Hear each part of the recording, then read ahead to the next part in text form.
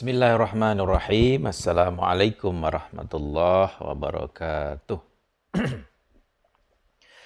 Pada kajian sebelumnya, saya sudah berbagi tentang perubahan dalam mazhab Asy'ari dan pendapat tokoh-tokoh kaum rasionalis Asy'ari. Pada kajian kali ini, alangkah lebih baiknya kita mengenal siapa-siapa saja yang termasuk para mutakalim Asy'ari. Tentunya para mutakalim ini adalah yang masyhur atau yang terkenal, dan tentunya masih banyak yang lain yang belum sempat saya bagi, saya ceritakan.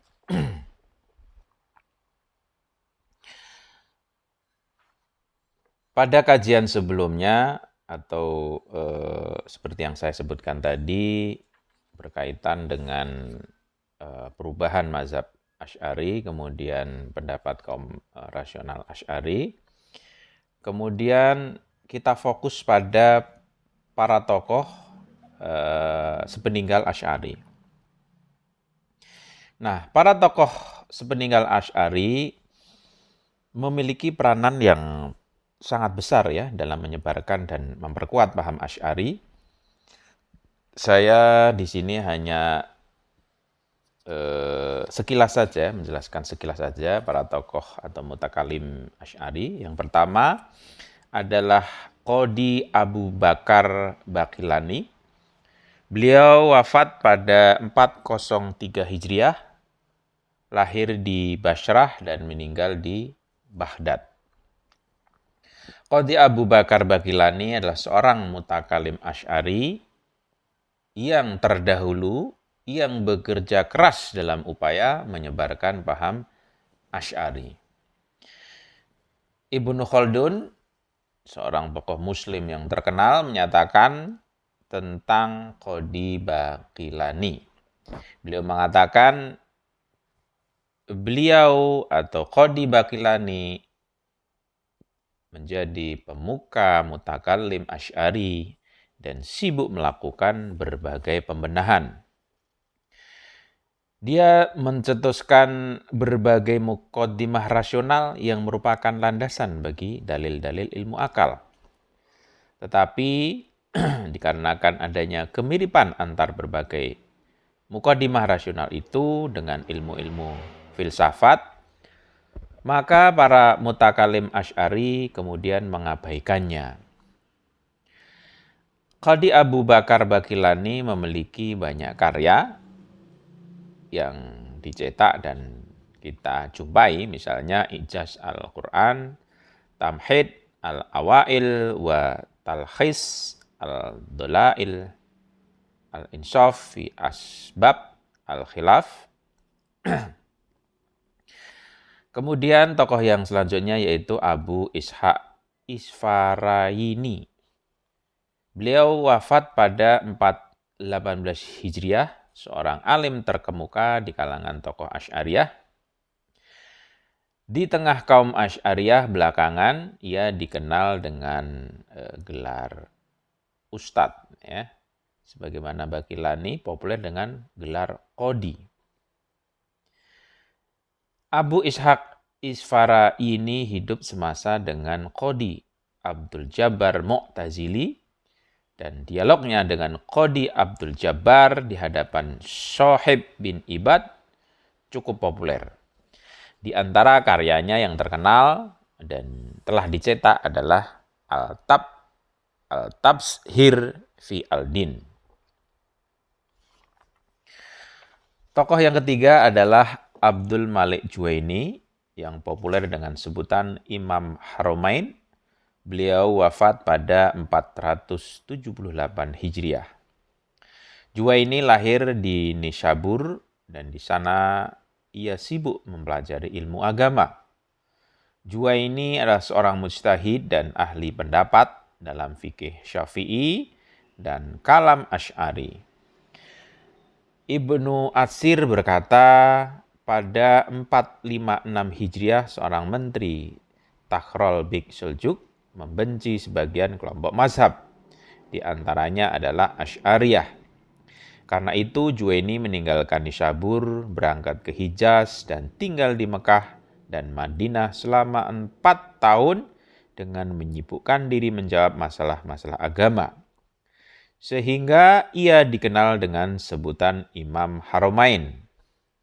Kemudian pada masa pemerintahan Nizam Mulk, beliau kembali ke Nisabur dan menyibukkan diri mengajar di Madrasah Nizamiyah. Juwaini menolak pendapat Asy'ari tentang Jabr dan Ikhtiar dan menjelaskan teori ikhtiar berdasarkan sebab-sebab yang berurutan. Karena itulah Syaristani berkata, dia mengutip teori tersebut dari para filsuf Islam dan dijelaskan dengan menggunakan kemasan ilmu kalam. Ada 2 karya populer Juwaini dalam ilmu kalam, diantaranya Al-Syamil fi Usul al-Din dan Al-Irsyad fi Usul al-Din. Ibnu Khaldun berkomentar tentang Juwaini dan 2 bukunya sebagai berikut. Setelah Qadhi Abu Bakar, muncul Imam Haramain dan menulis Asy-Syamil yang berisi paham Asy'ari. Di dalamnya dia menyampaikan pembahasan secara luas. Kemudian dia menulis Al-Irsyad sebagai ringkasannya dan masyarakat memilih dia sebagai imam akidah mereka. Dan ini bisa didapat dari kitab Al-Milal wa Nihal, jilid 1, halaman 99. Tokoh yang keempat yaitu Imam Muhammad Al-Ghazali. Wafat pada 505 Hijriah atau sekitar 1111 Masehi. Al-Ghazali lahir di sekitar Tus pada 450 Hijriah. Demi menuntut ilmu agama, ia pergi ke Nisabur. Setelah mengenal Imam Haramain, ia pun menjadi muridnya. Kemudian ia menjalin hubungan dengan Nizam Mulk pada 485 Hijriah. Ia diangkat sebagai guru di Madrasah Nizamiyah di Baghdad. Pada usia 36 tahun, Al-Ghazali mengalami kekacauan pada pikiran dan jiwanya. Karena itu ia meninggalkan tugas mengajar dan lingkungan keluarga dan selama 10 tahun mengembara seorang diri ke berbagai negara Islam. Dan setiap hari menyibukkan diri dengan berpikir dan merenung serta melakukan olah rohani kaum sufi. Pada masa-masa ini pula Ghazali menulis buku yang populer Ihya Ulumuddin pada 499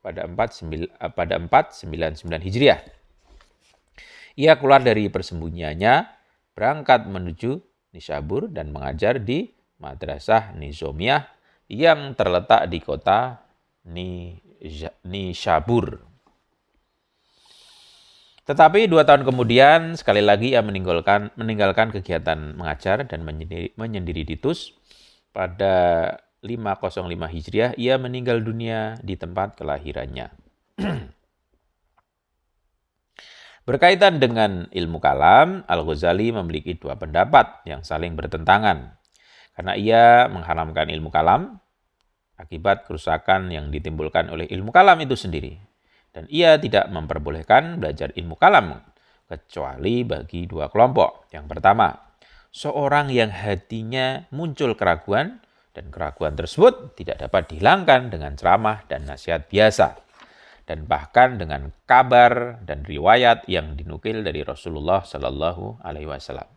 Yang kedua, seorang yang tidak mengalami keraguan dalam agama. Tetapi ia belajar ilmu kalam. Untuk apa? Untuk menyembuhkan orang lain yang mengalami keraguan dalam agama. Namun, di kesempatan lain, Ghazali memuji ilmu kalam dan menyatakan wajib dipelajari. Beliau berkata, ilmu tauhid adalah ilmu yang paling mulia, tinggi dan sempurna. Ilmu ini merupakan perkara yang amat penting dan menuntutnya adalah sebagaimana yang disebutkan oleh pemilik syariat. Menuntut ilmu itu wajib atas setiap muslim yang berakal. Dengan menggabungkan dua pendapat tersebut, maka kita bisa mengatakan bahwa pendapatnya yang kedua atau pembolehan adalah ditujukan pada ilmu kalam itu sendiri, sedangkan pendapat yang pertama atau pelarangan adalah ditujukan kepada metode para mutakalim dalam melakukan berbagai pembahasan ilmu kalam yang berdasarkan pada dalil-dalil jadali yang berakibat tidak mampu mencapai ilmu-ilmu tentang tauhid. Tokoh yang kelima yaitu Fakhruddin Razi, wafat pada 606 Hijriah. Fakhruddin Razi adalah seorang mutakalim mazhab Asy'ari yang terkenal, di mana berbagai pemikirannya mampu mengubah paham Asy'ari. Ar-Razi mempelajari, meneliti, dan menulis buku di berbagai bidang ilmu pengetahuan, baik akli maupun nakli, seperti filsafat, kalam, logika, akhlak, usul fikih, matematika, astronomi, kedokteran, dan lain sebagainya. Tetapi buku karangannya tentang ilmu kalam lebih banyak dari yang lain, dan ini menunjukkan kegemaran dan kemahirannya di bidang ini. Di antara buku kalamnya yang populer, Al-Arba'in fi Usul al-Din, Asas al-Taqdis atau Taksis al-Taqdis, Syarh Asma al-Husna, Musassal Afkar al-Mutaqaddimin wa al-Mutaakhirin. Buku yang isinya dibantah oleh Muhaqqiq Tusi dengan menyajikannya dalam judul Talkhis al-Muhassasalatu Naq al-Muhassasal. Yang kelima, Al-Matalib al-Alamiyah, berisi pembahasan yang luas dan rinci tentang ilmu kalam. Menurut pernyataan Ibnu Khalikan yang dinukil dari Tahsil al-Haq fi Tafdil al-Farq, Razi belajar ilmu dari ayahnya, yaitu Diyauddin Umar. Ia juga dikenal sebagai murid Abul Qasim Sulaiman bin Nasir Ansori yang belajar kepada Imam Haramain. Dan Imam Haramain adalah murid Abu Ishaq Isfarayini yang adalah murid Abul Hasan Bahili yang menjadi murid Abul Hasan Asy'ari. Fakhruddin Razi mengikuti berbagai prinsip dan landasan mazhab Asy'ari, tetapi dalam mengemukakan berbagai argumen, ia banyak menggunakan logika dan filsafat. Oleh karena itu, Razi dikenal sebagai mutakallim yang telah melakukan berbagai perubahan dan memperkuat aliran kalam Asy'ari. Nah, untuk lebih jauhnya bisa diketahui ya dari buku Muqaddimah Al-Mabahith Al-Masyrikiyah. Nah, kemudian yang keenam, Abdul Karim Syaristani, wafat pada 548 Hijriah. Kalau Razi itu wafatnya 606 Hijriah, kalau Syaristani 548 Hijriah. Syaristani lahir di kota Syaristan, Provinsi Khorasan, Iran, pada 479 Hijriah. Syaristani melakukan perjalanan ke beberapa negeri Islam. Ia meninggal dunia di tanah kelahirannya. Ia pengarang Al-Milal wa Al-Nihal. Bukunya yang populer berkaitan dengan pembahasan tentang agama dan aliran. Syaristani adalah pemilik pendapat ternama dalam aliran kalam Asy'ari yang dalam hal ini menulis Al-Aqdam fi Ilm Al-Kalam. Tokoh yang selanjutnya, yang ketujuh adalah Qadhi Aduddin Iji. Wafat pada 756 atau 757 Hijriah. Qadhi Aduddin Iji lahir di kampung Ij, Shiraz, Iran, dan meninggal di Kerman. Ia seorang mutakalim ternama di kalangan Asy'ariyah. Di antara peninggalannya yang terkenal adalah Al-Mawaqif fi Ilm Al-Kalam. Mirza Said Syarif Gurgani memberi komentar cukup luas atas Al-Mawaqif dan telah dicetak ulang. Syarh Al-Mawaqif adalah buku kalam Asy'ariyah yang paling terkenal dan muktabar. Qadi Aduddin adalah pengikut mazhab Asy'ari, tetapi dalam beberapa masalah ia mengkritik dalil dan pendapat Asy'ariyah. Berkaitan dengan sifat Allah, ia menganggap dalil yang dikemukakan Asy'ariyah dalam menetapkan sifat tambahan atas zat adalah dalil yang tidak sempurna. Meski ia juga tidak menerima dalil-dalil yang menolak sifat tambahan atas zat. Kemudian tokoh ke-8 adalah Sya'duddin Taftazani, wafat pada 791 atau 793 Hijriah. Taftazani lahir di Taftazan yang termasuk wilayah Nasa, Khurasan, dan meninggal di Samarkand. Taftazani menjalani hidupnya dengan belajar, mengajar, dan menulis buku. Taftazani adalah seorang yang memiliki keahlian di berbagai bidang ilmu pengetahuan, khususnya logika, sastra, dan kalam. Buku karangannya tentang ilmu kalam terkenal adalah Syarh Maqasid yang dari sisi kesempurnaan dalam aliran kalam Asy'ari menyaingi Syarh Al-Mawaqif karya Gurgani. Buku kalamnya yang lain adalah Syarh Al-Aqaid Al-Nasafiyah. Guru Taftazani dalam ilmu kalam yang paling menonjol adalah Qadi Aduddin Iji dan Kutubuddin Razi yang wafat pada 776 Hijriah yang dikenal sebagai pengarang Al-Muhakamat. Tokoh yang ke-9 yaitu Mirza Said Syarif Gurgani, wafat pada 816 Hijriah. Gurgani lahir di desa Takodi dekat Astarabad dan meninggal dunia di kota Shiraz. Gurgani adalah mutakallim mazhab Asy'ari terkenal yang ketelitiannya dianggap melebihi Taftazani.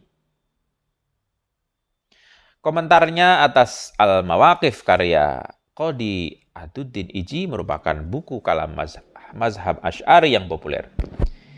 Ia adalah murid Kutubuddin Razi dan guru muhakkik Dawani, di mana keduanya adalah mutakalim Syiah. Qadi Nurullah meyakini Mirza Said Gurgani sebagai mutakalim Syiah. Ini hanya pendapat ya, bisa benar bisa salah. Kemudian yang ke-10 yaitu Alauddin Kushaji, wafat pada 879 Hijriah. Alauddin Kushaji adalah seorang ahli di bidang ilmu matematika, astronomi, dan kalam. Komentarnya atas Tajrid Al-I'tiqad karya Khawjah Nasiruddin Tusi cukup terkenal. Syarh Al-Tajrid Al-Kushaji termasuk di antara sumber-sumber akidah dan pendapat Asy'ariyah. Ya, dalam berbagai pendapat, ini pendapat lain ya. Dalam beberapa masalah terjadi beda pendapat antara Imamiyah dan Asy'ariyah. Ia mengkritik pendapat pengarang buku dan pada sebagian lain hanya mengomentari saja. Demikian tadi 10 tokoh mutakallim dari kalangan Asy'ari yang terkenal. Sekian dari saya, semoga bermanfaat. Wassalamualaikum warahmatullahi wabarakatuh.